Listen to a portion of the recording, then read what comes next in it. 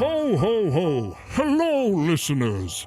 Welcome to the Monday Morning Macabre Christmas Special. We've got tales and mysteries that would frighten even the devil. Who's on that rooftop? Is it St. Nick and his deer? Why, no, you idiot.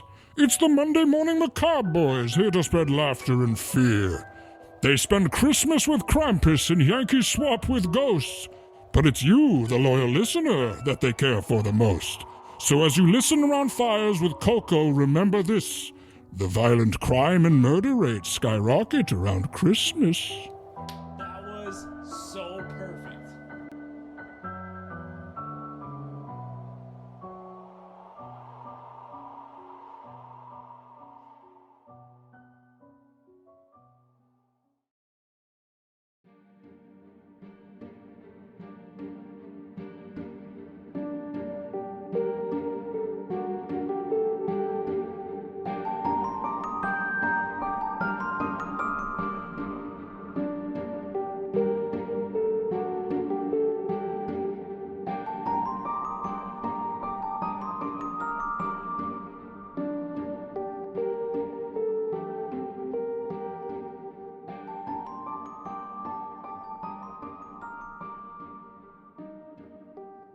It's Monday, it's morning, And it's a merry macabre Christmas. ooh, it's the Monday Morning Macabre Christmas Special. Here we are. First and last.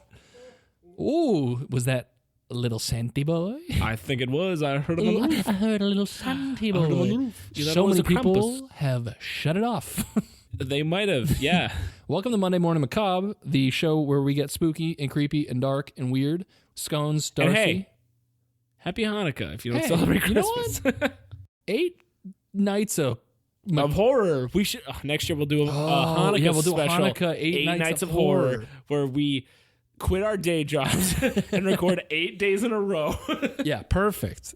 It's Scones and Darcy here again. Mm-hmm. We're excited because it's Christmas time. We've gone shopping. We've gotten gifts. We've gotten Kind of. sort of. Yeah, It's really up to UPS at this point if I get my gifts on time or not. UPS is the adult Santa Claus. Yeah, my nieces and nephews might have to wait for the reality of ground shipping.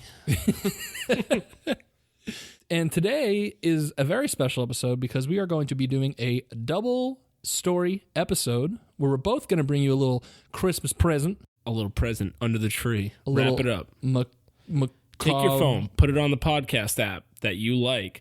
Wrap it up, put it under the Put it tree. on the tree. Play it. Hit Play play it. via Bluetooth. Open it. It's us. It's us right there, right waiting for you. Merry Christmas. Merry Krampus. Happy Chrysler. That's a vine. I don't even know if people know about it anymore. Scones is going to be giving us our first story. Ooh, I am. He was Of prepared course for I am. Yeah. So this is the Christmas special. So obviously it's not just any old episode. Usually one of us is the macabrista and the other one is the power receiver of the What'd you say? power receiver of I thought information. you said the power bottom. One of us is the power bottom, and this time it's Christmas, so we're both the power bottom.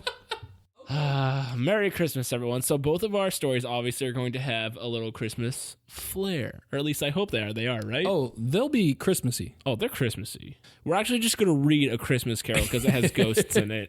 I brought Goodnight Moon. Fuck. Yeah, you know how they...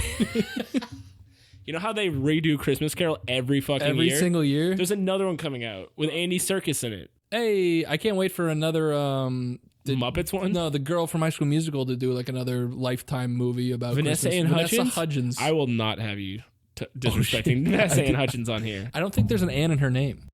Vanessa, it used to be. I think she changed it to Vanessa Hutchins for... Wow, you know way more than I expected you to know about All right, Vanessa. Vanessa Hutchins, if you're... Come on and we'll interview. Yeah, we'll have a But good interview. she has a new Netflix show with the girl Jesus who Christ. also... She was the girl from Entourage. I don't know. Okay, never mind. Anyway, why don't we listen to Scones' spooky story? But my spooky story. Vanessa Ann Hutchins is not featured in this story.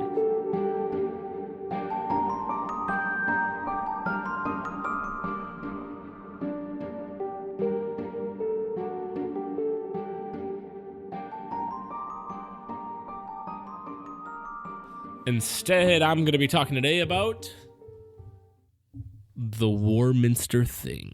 The Warminster Thing. The Warminster Thing. So thing as in it's like a creature or like a like Swamp Thing. It's more like it's from a time when people sucked at naming stuff. Okay, so they're like, where are we? What is it? We're in Warminster, It's a thing. fucking thing, dude. It's before the hit movie The Thing. I love the movie The Thing. I love the movie The Swamp Thing.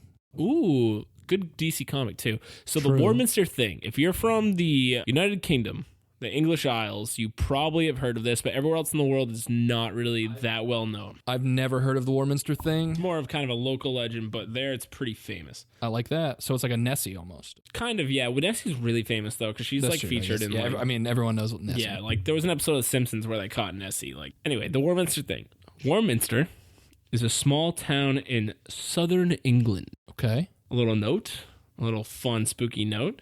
It's 15 miles from Stonehenge. And according to historical records, King Arthur also ruled over this area. That's cool. Today, it's a small suburban town. About 18,000 people live there. Okay. And does this Warminster Thing event take place a long time ago? Does it take place? When does it take place? It's all relative. It takes place starting on Christmas Day. Ooh, jingle bells, 1964. Jingle all the way. 1964, Christmas Day. Well, reports not really taken seriously of weird sounds and stuff have been going back to the 1930s in the area. Okay. But the first legitimate kind of phenomena happens in the 1960s, specifically 1964, as I mentioned. A local man named Arthur Shuttlewood. That's an English-ass name. Yeah, that dude fucking tea Arthur and crumpets Shuttlewood. all day, yeah. Yeah. Yeah, he fucking watches He literally football plays on the pitch, croquet like all goddamn day long. And so he's the editor and reporter for a local newspaper, the Warminster Journal. Okay.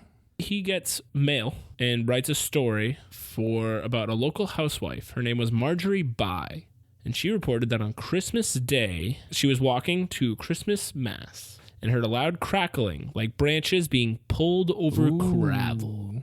Ooh. Warminster Thing. Now, his story, titled Bell Hill Mystery, Weird Noises on Christmas Morning, was buried in the paper because it's obviously not huge news at the time. I mean, to write an entire article about a lady hearing some noises. Despite being buried, it was published in January, but it exploded with popularity, and over 30 people responded to the journal, which is pretty big for a tiny town. Hey, that's huge. They didn't even have Twitter or any kind of social media. Exactly.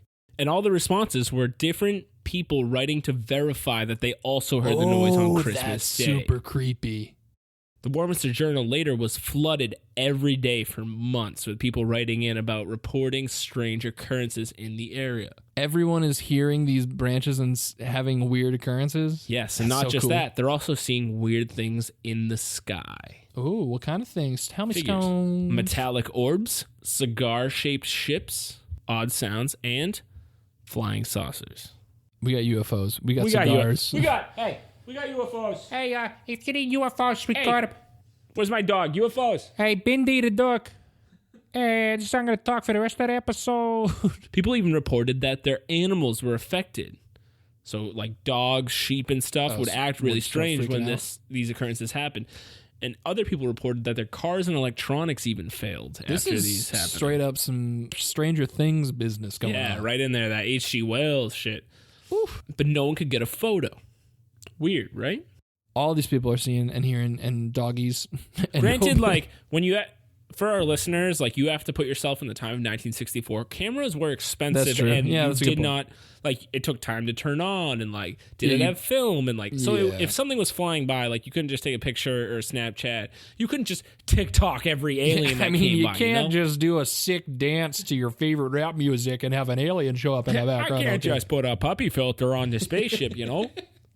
Why are we going Midwestern? I don't know, but that felt right though, right? One bloke said, I don't know, why did I say bloke? Also, it's kind of Canadian. Yeah. Anyway. Said he attempted to take a photo from his window. Yep. He was like, holy shit, there's a ship in the sky. It's I'm the going to grab my Westminster Thing. camera. He went to take it. When he was holding it, he said the camera in his hand started shaking. Ooh. And like, Yeah, he yeah, could yeah. feel stuff inside it kicking around. Shit. The picture never came out. The camera was not working. He also said that he felt pins and needles down all one side of his body. He later claimed that whatever was in the ship, it saw him and targeted him with some kind of radioactive or a radio signal attack that caused that. Okay, so, well, no, wait, is he saying that this attack was due to this radio? Like, yeah, he's like, they must have seen me. okay, Because, at the why time, else would he's all like, this shit explode? And, yeah, like he was just taking a picture of it. Like Right. they must have known he was taking a picture and targeted him with some kind of These are signal some jamming. real chill aliens, though. They didn't like vaporize him. They're just like, just turn off his camera for a sec. Give him some piggly wiggly feels in his arms and legs. I don't know what they're here for, man. So fast forward, that spring is when all this shit's going down. 1965, Warminster becomes the hub of UFO sighting. I wonder if it's do Hopkinsville Goblins maybe upgraded their ship. It may be, and Cruised they over were like Warminster. a European vacation. It's the Hopkinsville Goblins European vacation. On the day of June 3rd, more than a dozen people, none related to each other or having contact with each other, shit. reported seeing the same cigar-shaped ship. That's sick. Are we sure it's not a blimp? I don't. You know, It could be. could be a blimp. It's the 60s. And Blimps are blimps out of style by then? Yeah. how many What were explode before blimps they using? go? Like World War One? Like, yeah. It's a good point. So skeptics and wackos of all types all come to the town, and witnesses just flood the media there. And they become associated with all these rumors that start to pop up. So first it's just sightings. It's like, oh, there's Right, ships. right. Oh, there's Classic. sounds. Oh, cigars. The rumors start to become a lot more violent. Oh, so we're starting to get to chapter 2, the Yep. attacks. One man claims that a whole flock of pigeons was instantly killed by the sounds. By the sounds. Like he was walking about the town. And they just fucking died. There's a bunch of pigeons. The sound occurs. The entire flock of pigeons dies. Damn. We need New York City is like, yo, can we get some of that? Because these pigeons are everywhere. The same man claims that a ton of rodents were found dead throughout the town with huge puncture marks in them that could not be explained by cats or dogs. The man's name was David Halden, and he became a big perpetuator of the rumors associated with these sightings. And people were believing him. Okay. He's convincing other townsfolk that all this shit is real. Yeah, so I got a lot of this. There's a 1968 or 66 documentary on the whole thing. Ooh. So very recently made after it was a documentary. Is it That's what I accessible watched online? to get a lot of this. Yes, you can watch it on YouTube. Oh, There's no cool. fucking It's just rights on or anything. YouTube. It's just like BBC made it and just like it's so old. That And it's the just, you can watch Warminster it. Thing on BBC No, News. it's great, dude. All the people who are like have the most like it's the accents are amazing. They're like, yeah, I was just walking along and a cigar shaped ship came and I was They're all so sipping chill about it. Dude, they're so chill about it. Like they don't fucking care at all. Kelly and Hopkinsville, there's a if you don't- shootout over owls. Yeah. These motherfuckers are like, you know, A cigar shaped ship. yeah. And they don't give a shit if you believe it or not. They're like, yeah, it was just there and I went to work. The Beatles. Yeah, the Beatles Herman's had played a Hermits great were show. playing and August 1965, the population of the town doubles because of how many people were coming to the town. they get like a bunch. Oh, that's cool. That's how many people like are like, I need to fucking see this cigar-shaped ship and hear Damn. these sounds and watch those so pigeons it's making die. the rounds throughout the land. Yeah. So that's why I mean, like, if you're in England, I feel like a good amount of people know about this area. Probably. It's kind of like the Roswell, New Mexico of Right, the United right, States yeah. for England. August 27th, 1965. A town hall meeting is officially called to discuss this because of Dude, how big of an that's issue it's awesome. become. I So love the it. municipality has to Yeah, recognize the local government has to be like, God damn it.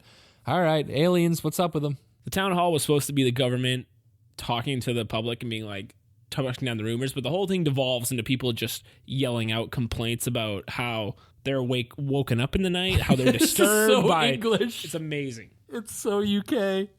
They're not upset about alien existence. They're not scared. It's like, It's it like, woke me well, up last night. Yeah, last night became midnight. And Yeah, I was watching me Monty Python and the fucking thing interrupted it. Finally, the first picture of one of these sightings is taken by a man named Gordon Faulkner. He talks to our man, Arthur Shuttlewood, the guy who's kicked off yeah. everything with this article.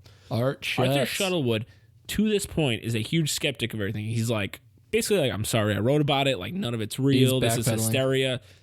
All of that changes in September when he when he sees the photo, and then he later claims to have seen the cigar shape himself. Shit. He does a total 180 on his stance and is like, no, this is all real.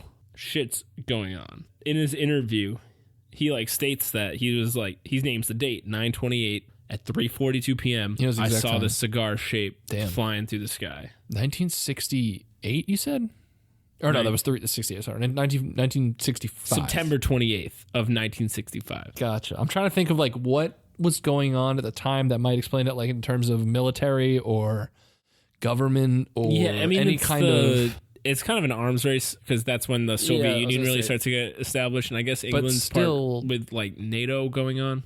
I don't know. But it's a lot looser than it being like 1941, and it's like, well, there's it's probably a German, and they're probably gonna bomb you. No, Christmas Day of 1965, a year after the first sightings. Ooh. A ton of people come to report that they had seen the Warminster Thing, along with hearing varying sounds, which included a report from Shuttleworth himself. Oh, do go on. So around this time is when all these sightings, especially the cigar ship, which is what most gets reiterated, is what is called the Warminster Thing. Okay, so this time period is the Warminster Thing. Yes. Like, all of this is what they call the Warminster thing. Again, they're not very good at naming stuff. But. So, yeah, okay. So this entire event gets titled. It continues into 1966. Hysteria continues in a group called Bufora, which is the British UFO Research Association, showing up and conducting a full-scale investigation. Dr. John Cleary Baker was a member and said that, quote, they have no doubt whatsoever that the sounds and sights were caused by flying saucers. Shit. This guy's a doctorate. Yeah. I don't care how crazy you are. If you have a doctorate, like, you have to have some semblance of the legitimacy of these people is what makes it more alarming. I guess I don't know how hard it was to get a doctorate back in the 60s, but still probably pretty hard. That's a good point. And then in 1966, as this stuff's going on, shop owners in the town start to kind of profit off this. Oh, yeah. I was going to say, how long until people start to realize selling like UFO t-shirts or like whatever you sell in the 60s. And sightings start to dwindle thereafter. So this is kind of the coming to an end of the hysteria of the Warminster Thing. And that's because one of the aliens was looked like a human and bought some of these T-shirts, and then they left.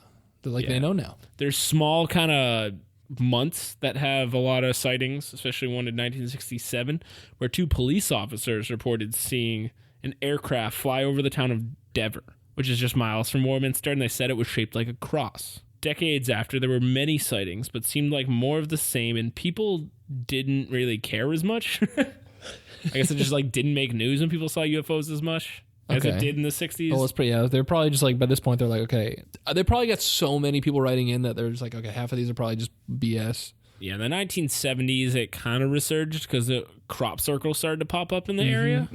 Classic.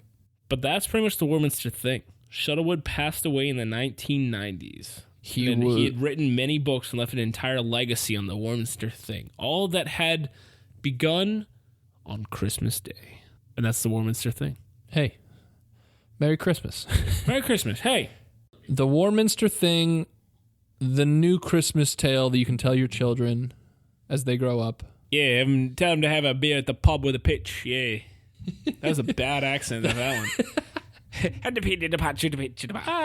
The Warminster Thing. But the thing that's crazy to me is all the reports that were similar. Yeah, it's pretty nuts that everyone started, like, that's the thing about these things, when it's just a random farmer from a backwoods, like, county who's just like, I saw a UFO, and you're like, all right. Yeah, they probed me. Yeah, and right. But now when you get hundreds of sightings all from the same area with a bunch of people getting in on it, it's like, is everybody just out for attention? Especially when the story's buried in the paper and then 30 people come in and are like, wait, fuck, I saw that too. Shit, I thought it was some gas. I done thought it was blimps. I thought it was me just having a couple sips of the old moonshine, but no. No. It was real. Damn. I don't know if I'm ready to subscribe that it was a UFO, but they did see something like they an must experimental aircraft. I was going to say it had to have been some kind of aircraft that they all saw, because there's no way everyone is going to start writing in about seeing the same thing. It's just a Goodyear blimp. I was going to say. That's what I'm thinking in my head. Is just like there's some a local company had shitty advertising. And people thought it was a UFO. It could have been the advent of blimp advertising. So as promised, this is not just a single story Christmas special. No, No, sir. No, dear listener, what are you, some kind of goddamn idiot? dumbass? We love you. And this is why we bring you 2 stories this Christmas. 2 stories. You got 2 gifts under your metaphorical tree, baby. Oh, is that a regular suburban home? Because it's 2 stories.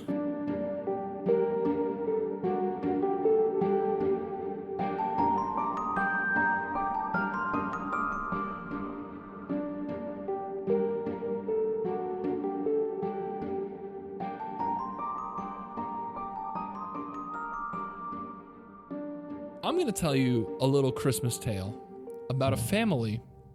Family is what Christmas is about. Really being together with your family. Especially when 5 of your 10 children go missing. Go missing, you On say? Christmas. Ooh. Were they bad? Were they naughty?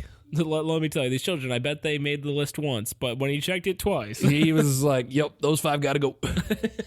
Because tonight, we're talking about the Sodder Family Disappearance. What year is this in? Because if it was last year, I'm going to feel really bad about making jokes about it. This is 1945. Ah, so not too soon. So this is a West Virginian tale. Oh, hey. Throwback to Mothman. If you're a listener in West Virginia, you're getting an extra Christmas I love present. West Virginia. Yeah, thank you guys for having the best. I've never been there, but I've seen pictures. It looks beautiful, and you have great spooky tales. You guys got good spooky thank you tales. to West Virginia. So, the Sodder family. 9 of the 10 Sodder children were home for the celebration. 10 Sodder children? Yes, there's 10 of them. Dude, are they Catholic? Why are they popping out so many kids? It was 10 p.m. on Christmas Eve, 1945. The young children negotiated a later bedtime so they could continue playing with their new toys that they just opened. Those savvy children negotiating. Yeah. Classic kid move. Remember Yeah. Christmas Eve when you're like, oh, I didn't open until Christmas Day, but I know a lot of families that open on Christmas Eve. I got certain presents on Christmas Eve. I got presents from like extended family on Christmas Eve. Like my godparents would give me a present on Christmas Eve, and if it was like something that I could like stay up all night playing, I definitely would have that feeling of like, just like, dude, I begging remember my parents to stay up. But also, you kind of have that anticipation of wanting to wake up the next morning. I remember how hard it was to fall asleep on Christmas Eve. It's so hard when you're just like so stoked and Yeah. you're just lying there like, God damn it, I want to wake up. Yeah, it used to be like when I was a kid. My older siblings were teenagers, so I'd have to go wake them up. Oh, you got to be the And now it's like my older siblings like kind of have kids, so they're really used to waking up early, Ooh, or so like, you're or getting they have jobs. So getting now, payback. like my sister will come in when I'm asleep and just like on Christmas morning and just start beating the shit out, like just wailing on my. She'll slap the shit out of my head and just like be like, "Wake up!" and scare the shit out of me and start punching me. A good way to start a macabre Christmas. So, their mother, Jenny Sodder, told them that they could stay up as long as their brothers, Maurice, who's 14, and 9-year-old Louis were still awake. So the father, George Sodder, and his 2 elder sons, John, 23, and George Jr., 16, slept soundly upstairs, wiped out from a day of hard labor on the family farm. Well, that's a big gap between the first oldest and the second. Yeah, they had I guess I can't talk with my family, but like, still like, yeah, they 23 and then all 16? over the place with these kids. So Jenny Sodder gets woken up at 12:30 in the morning by a prank call. Who's doing prank calls at 12:30 a.m. on Christmas morning? I might now. It's a good idea. The caller asked for someone who didn't live at the house, laughed in a way Jenny would later recall as weird, and was drowned out by the clinking of glasses and background laughter, probably a drunken Christmas party. Annoyed, she hung up and returned to bed. Half hour later, she was again woken to a loud thud. An object landed on their roof, then noisily rolled down the side. Santa. She ignored it. She woke for a third time at about 1 a.m. This time she could smell smoke. Santa. George Sodder's home office was on fire. Panicked, Jenny ran into the bedroom, and the pair dashed around the large house, waking their children. Those who stayed awake late were in the attic. The access was blocked by a burning staircase. George grabbed the phone to call the fire department, but it wasn't working. The phone? The phone was not working. Well, that could be because the house is on fire, right? Could be, but we'll get into it. The 2 parents and the 3 eldest siblings, George, John, and Marion, and the 2-year-old Sylvia escaped the burning house. One of the children ran to the neighbors to call the fire department, while George ran around the side to grab his ladder in order to climb to the attic to rescue the remaining kids. The ladder wasn't in its usual position. Ooh. It's usually resting against the side of the house. However, it was later found thrown in a ditch. George then tried Wait, do they have a ditch laying in their backyard? Where's the ditch? There's a ditch nearby that this ladder was thrown into. It's the ditch. Okay. George then tried to start one of his trucks to drive to the side of the house, but it wouldn't start. He tried the other with the same result. Both trucks were working fine the previous day, but all of a sudden, fuck this. They're not working. This is way too... I hate how organized this is. It scares me. Right. Exactly. So, meanwhile, the fire brigade was severely understaffed due to both the time of the year and the fact that most firefighters were serving overseas in the war. The fire chief, who was the only man working that night, could not drive the truck and had to ring around to find another fireman. Fucking German Nazis just screwing us. So the Sodder family members were forced to stand around for close to an hour as their house burned to the ground with 5 members of their family trapped inside. In the light of day, as the fire marshal sifted through the ashes, they were unable to find any trace of the 5 children. No bodies, no bones. It was as if they had completely disappeared. Wait, so all the kids in the attic are just gone? Gone. No, nothing in the ash to... How did they know they were in the attic in the first place? So they were, they knew they were upstairs playing with their like toys and things in the attic. But they couldn't get to him because once the fire started, the staircase was burning to get to the attic. So it's not like the kids were yelling from the attic. Well, they might have been. I mean, we weren't there. Unless you did this and you want to confess live on our podcast. I would be much older. That's true. My voice probably can project. So they know the kids were up there in the attic. The house burns down. And also, if they weren't, why would they not have come and, been like, hey, mom, dad, we're safe, And what were the ages of the ones that went missing? Were some of them like old enough to be like fight back if something happened or like make some kind of cognizant decision? Yeah, so the ages of the 5 missing children, Maurice Sodder, he was 14. Martha Lee Sodder, she was 12. Louis Sodder was 10. Jenny Irene Sodder was 8. And Betty Dolly Sodder was 6. Okay, so these kids are old enough to either fight back if they got kidnapped or make decisions on whether or not to stay in the attic or correct. whatever. Yeah, no, they were definitely like, it's not like it's like 2 and 3-year-olds. It's not like a bunch of babies up there. Right, they're not toddlers. They're like actual, they have... Cognizant. Right. Again, unable to find any evidence of any of the bodies, nothing, no bones, nothing in the attic to explain what happened to the kids. So over the coming months, as more curious details emerged and the family thought back to the broken trucks, the faulty phone, and the missing ladder, and the weird phone call, they started to question whether the children were even in the house at the time of the fire. That's what I'm questioning as well, family. So 4 days after the fire, George Sodder bulldozed soil over the ashes of his burned family. He just had a bulldozer lying around? Well, they're farmers, so they've got farm equipment. Oh, true. There's just ditches and bulldozers lying around. So he was intending to construct a memorial garden for his deceased children, although the fire chief had instructed him to leave the site alone so the fire marshals could investigate. That's adorable. George and Jenny couldn't stand the sight of their house destroyed and ignored the fire marshal's request. Yeah, fuck you, fire marshal. So the next day... You didn't come to help when there was a fire, but if we want to build a memorial garden, then you have an opinion. So 5 days later, an inquest into the fire... A what? An inquest? Inquest? Investigation into what caused the fire? I've never heard the word inquest. Never heard the word inquest? I've heard investigation. I've never heard inquest. Like there was an inquest into the... Really? Inquest sounds like an old RPG video game made in the 90s. Inquest for Windows 94.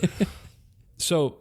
An inquest found that the fire was caused by faulty wiring. The damn wiring! This immediately struck George as odd because he recalled that the Christmas lights on the outside of the house had remained on as they stood and watched the building burn. Ooh. So they said, if this was a faulty wiring, how we saw a beautiful... It's burning, but it looks festive. An electrical fault would have instantly cut all the power. One of the jury members who served on the inquest had a previous run-in with George that sparked further suspicion. He was a life insurance salesman who became annoyed when George rejected his business. The house will go up in smoke, he warned, and your children are going to be destroyed. This was a guy on the jury? This was a guy on the jury on this inquest. The guy who did it was on the jury? The guy, one of the people who were in the inquest, the formal investigation. What a twist for a movie. The murderer is on the jury. Also, who says that shit to someone? Hey, would you like to invest in life insurance? And the guy's like, no, I'm all right. And you're like, your entire house is going to burn. All your kids are going to die. It's literally like the incel of 1945. Yeah. Incel inquest alert. Immediately takes a 180 in his entire outlook, his entire demeanor as soon as you say no to him.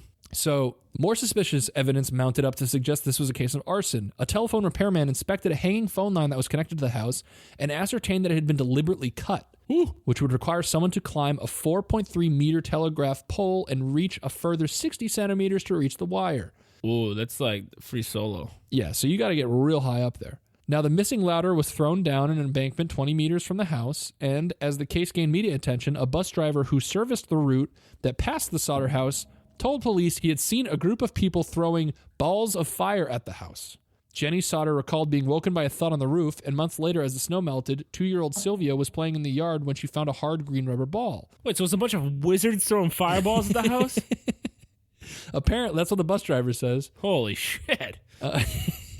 George Sodder had seen these before. It was a pineapple bomb. A pineapple. Imagine how much of life insurance wizards were throwing pineapple bombs to your house. Well, Holy you've obviously shit. never played Inquest 94. So Jenny Sodder's like sifting through anything that's remaining from the burned down house. She found kitchen appliances that kept their shape.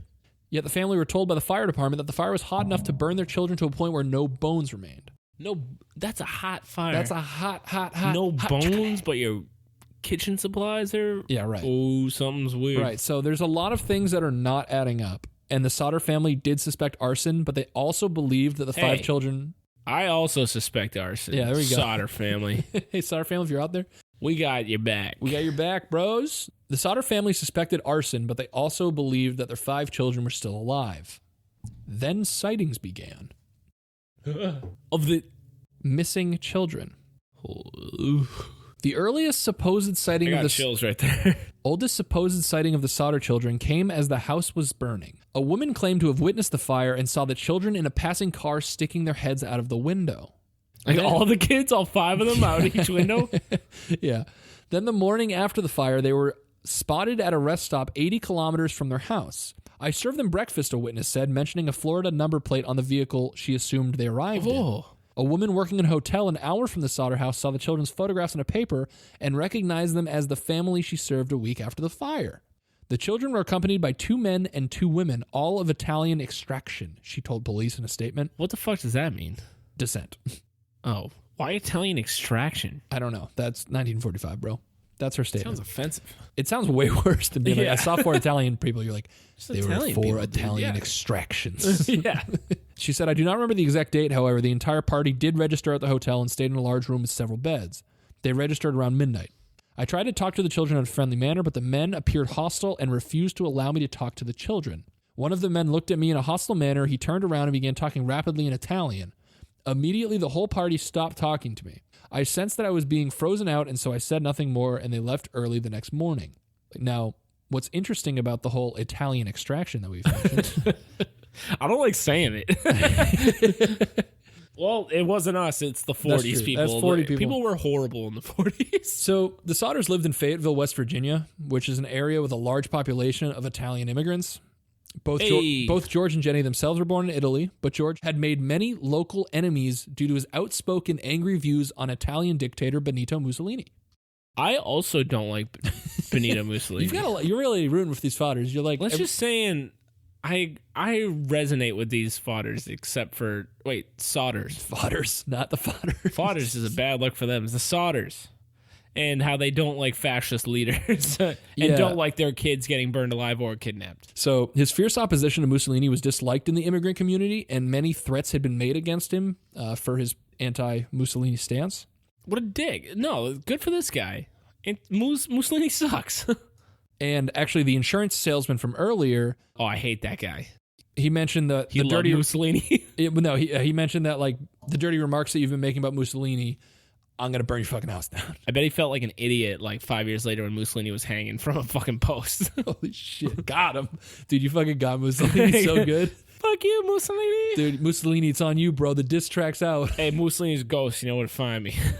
So a few months before the fire, George Jr. and John Sodder had spotted a car parked along the school. Its occupants were spying on the youngest Sodder children as they left the school and walked along the main highway. Oh my god, why are so many people after these people's kids? Well, you don't talk shit about Mussolini, apparently. I hope you don't have kids. This whole thing was about Mussolini? You're gonna have a kid soon, right? Yeah. Are you scared about shit talking Mussolini? Hey, Mussolini.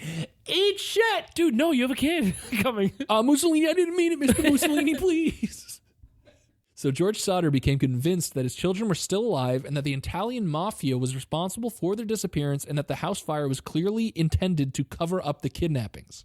2 years after the fire, George and Jenny Sodder sent their suspicions straight to the Federal Bureau of Investigation. They felt their case was solid, and surprisingly, FBI boss J. Edgar Hoover agreed, sending a personalized reply that offered to help if the local authorities would allow it. Would they? Well, the letter reads, although I would like to be of service, the matter related appears to be of local character and does not come within the investigative jurisdiction of this bureau. That's the most common theme in Monday Morning Macabre is how authorities or people that should be dealing with things absolutely refuse to. Drop the ball, baby. So while he was like, no, the Sodder family was thrilled that they got the response, and they're like, hey, local police. Oh, wow, signature from J. Edgar Hoover. Wouldn't it be sick if we had the FBI? And the police was like, fuck you. This is our investigation. Exactly. They're like, hell no. And this actually further convinced the Sodder family of a cover-up, because they're like, okay, so you don't want extra help? This is suspicious. Yeah, that's when I feel like even if they're not involved, that's when cover-ups become, like, devolve this thing into not looking bad. That even though you have no personal skin in the game, you just don't want to look bad, so then it gets covered up, and like a whole family suffers because all of their kids are gone. Yeah, or half of their kids are gone. Half their Because kids. back then you were just the 40s, man, just pumping out kids. Holy shit, 9 kids. Jesus Christ. It gets even more strange. Macabre or strange? Macabre. Branding. Yeah, branding. Make sure you use that word. It's on brand. Google It plays. search macabre. We should come up. How many of you were like, Monday Morning Macabre? What is this? Macabre? Is this like a cooking show? What's going on here? Is it macabre like a puff or a tart? All I'm getting is that they hate fascist leader fucking Mussolini. Benicio del Toro. Yeah. Anyway. No, I love Benicio del Toro. Yeah, but true. Benito Mussolini can go to hell. So, enter Cece Tinsley, a private investigator. That name is that of a tooth fairy, not a private investigator. Hello, it's me, Cece Tinsley. Hello, it's Cece Tinsley. Oh, the Warminster Thing, yeah? I have a bunch of Cece Tinsley wrapped around my Christmas tree right now. So Tinsley was the one who discovered that the insurance salesman who warned Sodder the house would burn down was also on the jury. Oh, he was like, Yeah. He's like, that's weird. suspicious. He also discovered something way crazier. A priest confided in Tinsley that the Fayetteville fire chief, F.J. Morris, had confessed to discovering a human heart in the ashes, and he hid it in a metal box and buried it at the scene. This is some fucking what? Wait. So first of all, 1, a priest broke the vow of confession. 2, the only thing that bones were gone, but a human heart was there. Yeah. Now, Second of all, he hid it away like it was like talking to him. listen, it gets even weirder. It's like Pirates of the Caribbean. Yeah, this gets weirder because after some prodding, Tinsley convinced the fire chief to lead him to where he buried the heart. And sure enough, there it was. But A heart? listen, it was discovered the heart was actually a beef liver. A beef liver? The organ wasn't even charred, suggesting it wasn't in the fire at all. So someone was like, I don't came to the know. house after a fire, was like, yeet, just tossed a beef liver in there? Yes, exactly. What? Now, they were confused. How do you mix up a human heart and a beef liver? Well, beef liver. After this, Morris confessed that he set this all up as a hoax in hopes that the family would see the discovery of a heart as proof of their children perishing in the fire. What a dick. What an absolute piece of shit. What he was like, I have nothing going on today. What if I lie to a priest, give a family false hope, and then literally let it all lead up to me just showing a beef liver? Like, letting it go that far. Yeah, it blows my mind that anyone would be like, this is a good idea. Let's just bury this and it'll solve all of their issues and no one will know. It's not like they're farmers who know meat. So stupid. So Stupid. man, he's stupid as hell. I hate him. 1949 rolls around, which is about 4 years after the fire. The Sodders hire a pathologist from Washington and order a more forensic... What is a pathologist? Like, can you explain that for Like a people who forensic might... pathologist? Obviously, I know. It's someone who, like... I've heard of speech pathologist, and this Well, is it's obviously it's not kind of that. like a CSI almost, where they like go to crime scenes and investigate and find like specifics. Like here, let me read this and it'll maybe clue you into like what. Yeah. Okay. So, they order a forensic excavation of the fire scene, and his findings were striking: several small shards of human vertebrae. Ooh. The bones were sent to the Smithsonian Institution for Analysis, which reported that the 4 lumbar vertebrae belonged to one person. However, the transverse recesses were fused, which means the body would have belonged to someone between 17 and 22. On this basis, the bones show greater skeletal maturation than one would expect for a 14-year-old boy, the report read. The eldest missing Sodder child was 14-year-old Maurice. The report also noted that the bones showed no signs of being exposed to flame, and that given the house burned for less than an hour, one would expect to find the full skeletons of the 5 children rather than only 4 vertebrae. That's what I was going to say. I didn't know that, like, without chemical or machine creation, that fires could burn hot enough to just incinerate bone. No, especially not if it's only like an hour of burning. You're not going to get that kind of... Especially, it's just 1940s, like, what, wood? Like, there's nothing in the house that's chemical that's, like, going up. Maybe, like, a gas stove, but, like, other than that, like, the fire shouldn't be that hot. Right. So... it basically concluded that the bones were most likely in the soil that George used to create the memorial garden. So like they were left over? Or they were like, they're in the soil. So these are bones from an entire another mystery that we don't... There's possibly, not even related. it's... Holy shit. Right, so we don't know. So it's like an inception of mysteries. It's like a Russian nesting doll of death mysteries. Kind of. So... over the years, the Sodder family is plagued with supposed sightings of their children, and George travels around the country chasing these leads, but never gets any kind of proof. Right? I can't imagine how horrible that is, that you're constantly getting people writing in and being like giving you false hope, like, oh, come to Missouri, I saw your kids at a diner, and then like you fly down there and then like nothing comes from it. Yeah, so there's a lot of different examples of people who write to George Sodder. A Houston woman wrote saying that a man she knew got drunk one night and confessed to be Louis Sodder, who was 9 at the time of the fire. He claimed that he was living with his brother Maurice. George and his son-in-law, Grover Paxton, traveled there in great hope but could no longer find the woman with the initial tip-off. Local police recognized her description of the man and helped them locate him. However, he denied both that the conversation took place and that he was Louis Sodder. Paxton later said... that's some Bobby Dunbar shit. Yeah, pretty much. Very Bobby Dunbar-like at this point. What episode was that? 6, 5, 6. I don't fucking remember. Whatever episode 6. Lost Boys was. Right in so you can remind me. Yeah. I'm not going to look it up. You have to remind me as the listener. Merry Christmas. Paxton later said George wasn't completely convinced by the denial and carried his doubt to his deathbed. Paxton, the son-in-law, was like, hey, I still think that guy might be Louis until he died. No genetic testing ever happened? No. In 1952, the family erected a billboard on the side of the freeway with photos of the children and offers of a $10,000 reward for information. The unsettling billboard became a morose landmark and helped cement the case in the minds of locals and those who passed through the town for decades, yet it never garnered any substantial leads. No one ever got the 10 grand? Right. So that means nobody... that thing literally stood there as a reminder of how fucked up this was. Right. They also got like prank write-ins from people who were like pretending, which is really You have to be a real psychopath to do that shit. Yeah. This is where it gets pretty sad and macabre. In 1968, George Sodder spoke to the Charleston Gazette saying, "We can't go any further with the search. Time is running out for us," he said, "but we only want to know if they did die in the fire. We want to be convinced. Otherwise, we want to know what happened to them." The following year, George Sodder died. Grief-stricken, Jenny dressed in black for the remainder of her life and spent her days tending the memorial garden at the site of the fire. When she died in 1989, the remaining Sodder children finally removed the battered billboard from the side of the highway. After 37 years of being a constant presence on Route 60, the Sodder children quietly disappeared once again. They definitely didn't die in the fire, but I definitely don't think they lived that long. That's the Sodder family mystery, that nobody knows what happens to the 5 of them. You don't think they died in the fire?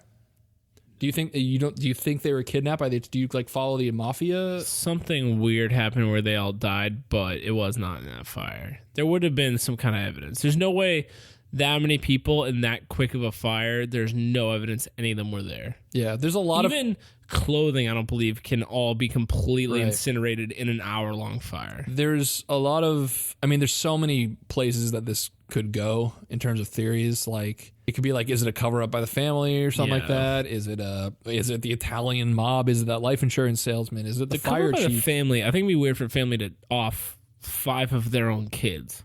I'd see one kid who, like, maybe the father was, like, I don't know, like 5 of the kids, especially with that huge age range. I don't know why you'd off that many kids. And then... yeah.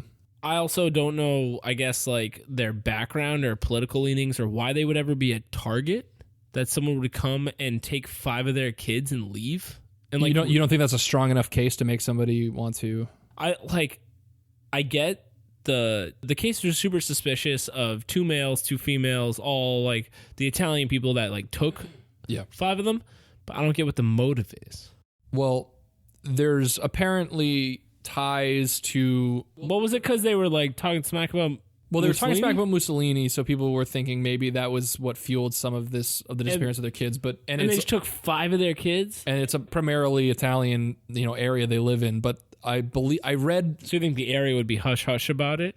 Maybe, but also in terms of the mafia thing, there's also certain ties of George Sodder before he came to West Virginia, living in Italy, and maybe there's some kind of tie through that. That's something we don't know about. That the reason why they'd be a target, because taking 5 kids isn't. I can't imagine that's even remotely easy. No. Even if you're like a psychopath enough to do that, if you're a criminal, you would think they would be taking screaming. 5 and kids is super hard because how do you grab all of them? How do you force all of them to do something? Right. I don't understand. Also to orchestrate a fire that cuts off exactly where the fact that they're in the attic and you manage to get the fire burning on the staircase so that they can't get to them, and it's all of these things, and you got in the house somehow to light that fire. It all with had no one seeing you between the kids in the attic and the people on the first floor. Right. It would have had to be so many I guess that's why the optimal- ladder would be missing. Right. I mean, that's another thing though, because that's you start to go, okay, this sounds far-fetched and crazy, and then all these other evidence pops up with the ladder missing, trucks not working, phone cut, electrical wire problems. There's so many things like that it's almost impossible to not think something happened. That's what I mean. Yeah. It's one of those. It's kind of like the what was the last episode we did? Kowecki? Yeah, that's the kind of thing that's nothing explains it, but nothing makes it seem like it's accident or what it obviously does not exist. It's not obviously just a fire where kids died in it, because there's just way too much happenstance and strange occurrences to make sense. Which is that sweet niche where we operate. We get right here at in Monday there. Morning Macabre. And that is a Christmas tale for the ages. I hope you gathered around a fire and listened to that with your family. Yeah, if you didn't, make sure you rewind entirely. Gather your family around the tree and make them all listen to this. Yeah, all of your friends and family in their Christmas sweaters and drinking their hot chocolate. Sit them down and play back. Put this on at your family Christmas party and see how long it takes for I want everyone else in your family to be like, what the fuck is this? Shut it off.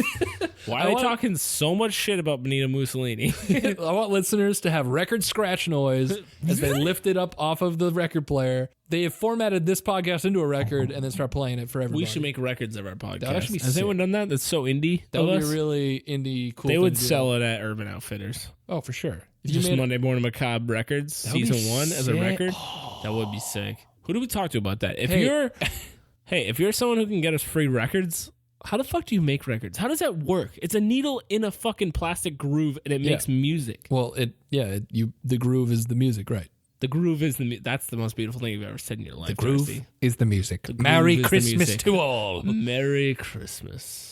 And remember, ding, ding, ding, ding, ding, don't ding. listen to this till Christmas, unless you already have, in which case, Merry Christmas.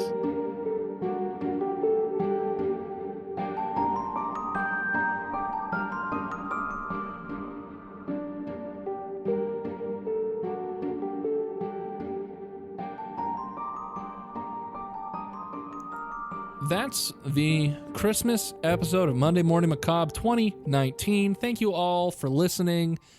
We hope you have a Merry Crimbus Christmas. Make sure to follow our socials, Twitter, MMMacabrePod, Monday Morning Macabre on Instagram and Facebook, and www.mondaymorningmacabre.com is our website. We want to thank everybody for listening. We've gotten a really good, a good amount of downloads. We're really excited about that.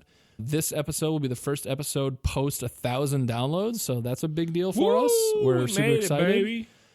Thank you all so much. Thanks for everyone who's tweeting and adding us on Instagram and Twitter and all that good stuff. We appreciate it.